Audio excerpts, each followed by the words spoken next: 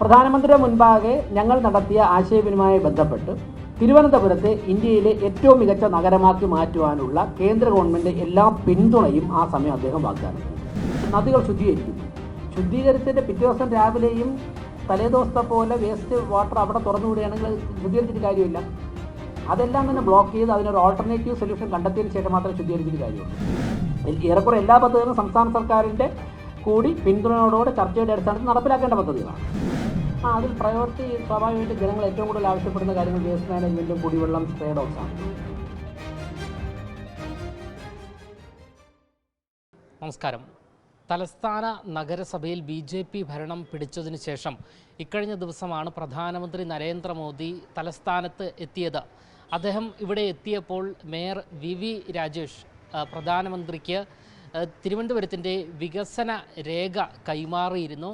എന്നാൽ ഈ വികസന രേഖയിൽ എന്തൊക്കെ കാര്യങ്ങളായിരുന്നു ഉൾപ്പെട്ടിരുന്നത് എന്നുള്ള കാര്യം പൊതുജനങ്ങൾക്ക് അറിയില്ലായിരുന്നു. എന്നാൽ ആ രൂപരേഖയിൽ എന്തൊക്കെ കാര്യങ്ങളാണ് ഉൾപ്പെടുത്തിയിരിക്കുന്നത് എന്ന് മേയർ VV രാജേഷ് തന്നെ ഇപ്പോൾ വിശദീകരിക്കുകയാണ്.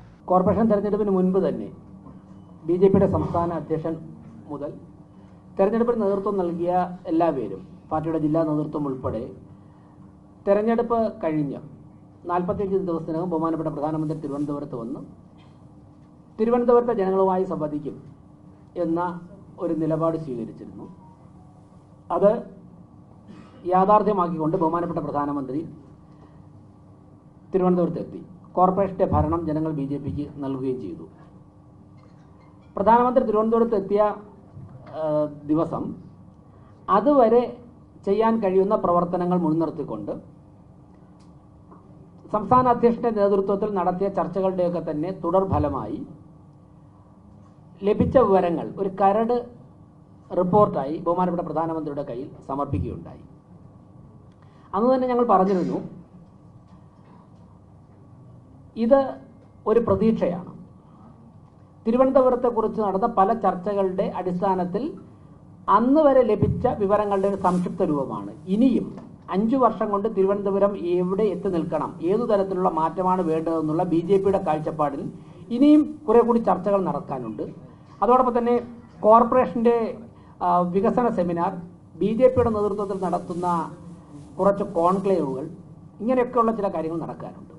കോർപ്പറേഷൻ്റെ നേതൃത്വത്തിലും ചില കോൺക്ലേവുകൾ നടക്കുവാനുണ്ട്. അപ്പോൾ ഇതൊക്കെ കഴിയുമ്പോഴാണ് പൂർണ്ണമാവുന്നത്. കൂടുതൽ കാര്യങ്ങൾ അതിനുശേഷം ഡൽഹിയിലെത്തി PMOയുമായിട്ടും കൺസേൺഡ് മിനിസ്ട്രീസുമായിട്ടും മന്ത്രാലയങ്ങളുമായിട്ടും ഞങ്ങൾ ബന്ധപ്പെട്ടായിരിക്കും പദ്ധതികൾ പ്രഖ്യാപിക്കപ്പെടുക. എന്നാൽ പ്രധാനമന്ത്രിയുടെ മുൻപാകെ ഞങ്ങൾ നടത്തിയ ആശയവിനിമയവുമായി ബന്ധപ്പെട്ട് തിരുവനന്തപുരത്തെ ഇന്ത്യയിലെ ഏറ്റവും മികച്ച നഗരമാക്കി മാറ്റുവാനുള്ള കേന്ദ്ര ഗവൺമെൻറ് എല്ലാ പിന്തുണയും ആ സമയം അദ്ദേഹം വാഗ്ദാനം ചെയ്തു. അതിലൂടെ തീർച്ചയായിട്ടും എല്ലാ കാര്യങ്ങളും കവർ ചെയ്തിട്ടുണ്ട്. അപ്പോൾ അന്ന് അദ്ദേഹത്തിൻ്റെ മുൻപാകെ സമർപ്പിച്ച വികസന രേഖ, പല മാധ്യമ സുഹൃത്തുക്കളും ചോദിച്ചു വികസന രേഖ എവിടെയെന്ന്. അതുമായി തുടർന്ന പ്രവർത്തനങ്ങൾക്ക് ശേഷം ഞങ്ങൾ ചിട്ടപ്പെടുത്തി അദ്ദേഹത്തിൻ്റെ കയ്യിൽ കൊടുത്ത റിപ്പോർട്ട് ഇപ്പോൾ മാധ്യമപ്രവർത്തകർക്ക് മുമ്പാകെ അവതരിപ്പിക്കുകയാണ്. അതിനുശേഷം നിങ്ങൾക്കതിൻ്റെ സോഫ്റ്റ് കോപ്പി നിങ്ങളുടെ എല്ലാവരുടെയും മൊബൈലിൽ ഇപ്പോൾ അയച്ചു തരും. ഏറ്റവും വിദഗ്ധമായ സാങ്കേതിക വിദ്യകൾ ഉപയോഗിച്ചെങ്കിൽ മാത്രമേ, ഇപ്പോൾ ഉദാഹരണത്തിന് ഞാൻ പറയാം മനസ്സിലാവാനായിട്ട്, അതായത് നമ്മുടെ ഇപ്പോൾ എപ്പോഴും പാർവതി പുത്തനാർ ആമേഴഞ്ചാൻ തുടർന്ന് നമ്മൾ പറയും. ഇതിനടിയിലൂടെ നമ്മൾക്ക് ആർക്കും അറിയില്ലാത്ത നിരവധി സ്ഥലങ്ങളിലൂടെ ആൾക്കാർ ഭൂമിക്കടിയിലൂടെ പൈപ്പ് ഇട്ടിട്ട് വേസ്റ്റ് വാട്ടർ, ഡ്രെയിനേജ് വാട്ടറൊക്കെ തന്നെ ഇതിന് കണക്ട് ചെയ്തിട്ടുണ്ട്. ആരും അഡ്മിറ്റ് ചെയ്യില്ല. ഞങ്ങളുടെ വീട്ടിൽ നിന്നും തോട്ടിലോട്ടാണ് തുറന്നു വിടുന്ന, ആരും അഡ്മിറ്റ് ചെയ്യില്ല. ഇത് കണ്ടുപിടിക്കാൻ കോർപ്പറേഷൻ്റെ കയ്യിലോ ഒരു ഏജൻസിയിലും മെക്കാനിസം ഇല്ല. പക്ഷേ സാറ്റലൈറ്റ് മാപ്പിംഗ് വഴി കൃത്യമായിട്ട് ഐഡൻറ്റിഫൈ ചെയ്ത എക്സാമ്പിളുകൾ നമ്മുടെ രാജ്യത്തുണ്ട്. ഇന്നലെ അവരുമായിട്ട് ഒരു ഏജൻസിയായിട്ട് ചർച്ച നടത്തിയിരുന്നു. മുംബൈ കേന്ദ്രമാക്കിയ ഒരു ഏജൻസിയായിട്ട് സംസാരിച്ചിട്ടുണ്ട്. അവർ ഫെബ്രുവരി 7 അല്ലെങ്കിൽ 8 തിരുവനന്തപുരത്ത് വന്നിട്ട് ഒരു പൈലറ്റ് പ്രോജക്റ്റ് അല്ലെങ്കിൽ അവർ ചെയ്ത ചില സ്ഥലങ്ങൾ PowerPoint പ്രസന്റേഷൻ നടത്താമെന്ന് പറഞ്ഞിട്ടുണ്ട്. അപ്പോൾ നമ്മുടെ ഇൻറ്റൻഷൻ പറഞ്ഞിട്ട് ഒരു കോൺക്ലേവിലൂടെ വ്യത്യസ്ത മേഖലയിലുള്ള ആൾക്കാരൊന്ന് പറയട്ടെ, ഹൗ ടു ഐഡൻറ്റിഫൈ ദിസ്. നമുക്ക് നമ്മുടെ ഇപ്പോൾ ജലാശയങ്ങൾ, നദികൾ ശുദ്ധീകരിക്കുന്നു.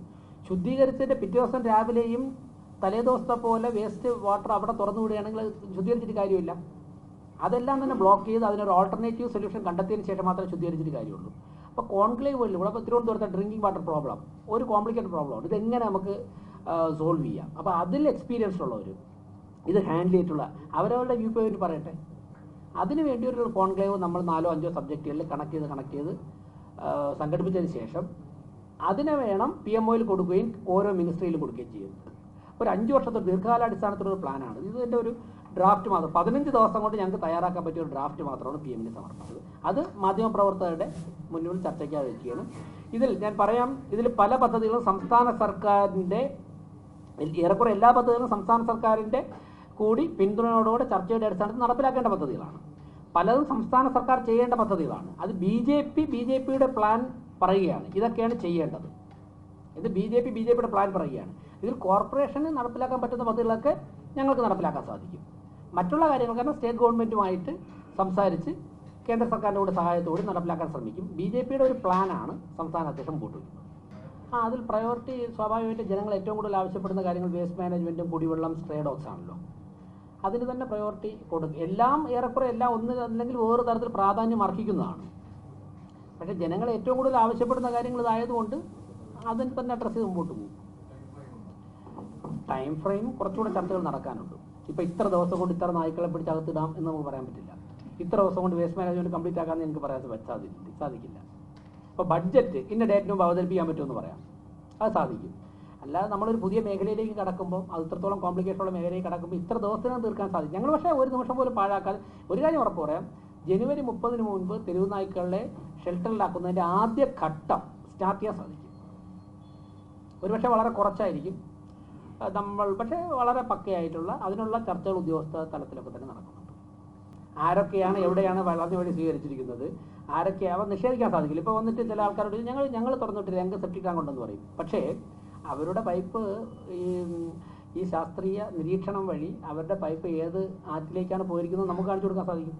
എന്തായാലും ഈ രൂപരേഖയിൽ, അതായത് വികസന രേഖയിൽ വ്യക്തമാക്കുന്നത് പ്രധാനമായും മുൻതൂക്കം നൽകുന്നത് മാലിന്യ പ്രശ്നം ഉൾപ്പെടെയുള്ള പ്രശ്നങ്ങൾ നഗരത്തിൽ ഉണ്ട്. അതുകൂടാതെ തെരുവുനായ ശല്യം, ഇതിനെല്ലാം തന്നെ കൃത്യമായ പരിഹാരം കാണേണ്ടതുണ്ട്. ഇതിനെല്ലാം തന്നെ മുൻതൂക്കം നൽകിക്കൊണ്ടുള്ള ഒരു വികസന രേഖയാണ് പ്രധാനമന്ത്രി നരേന്ദ്രമോദിക്ക് തിരുവനന്തപുരം നഗരസഭ കൈമാറിയിരിക്കുന്നത്.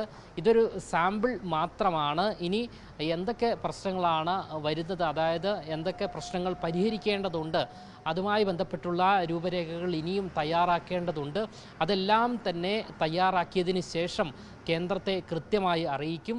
ഇത് കേന്ദ്രമന്ത്രിമാരുമായി ചർച്ച ചെയ്തതിന് ശേഷം തലസ്ഥാനത്ത് നടപ്പിലാക്കും എന്നുള്ള ഉറച്ച വിശ്വാസമാണ് മേയറും പ്രകടിപ്പിക്കുന്നത്. ക്യാമറമാൻ അഖിൽ അശോകിനൊപ്പം അമൽ രുദ്ര, മറുനാടൻ മലയാളി, തിരുവനന്തപുരം.